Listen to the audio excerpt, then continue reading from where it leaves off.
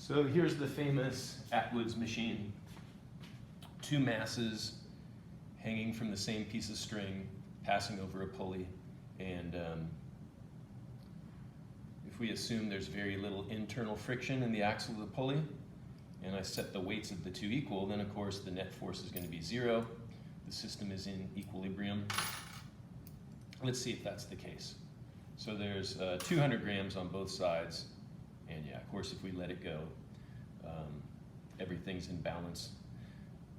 The tension in this piece of string, we're going to assume is the same as the tension in this piece, because after all, it's just one single piece of string, right? It just happens to pass over the top of this pulley.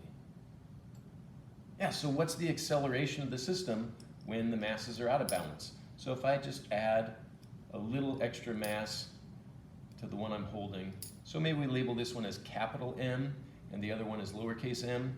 Now when I release it, there should be an overall acceleration that is a result of gravity. But of course the acceleration is not equal to free fall acceleration. In fact, the value of the acceleration is shown on the board here. It should be equal to acceleration due to gravity times this mass ratio.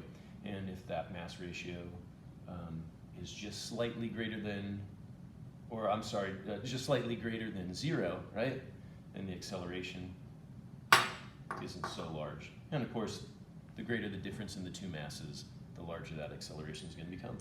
Atwood's machine.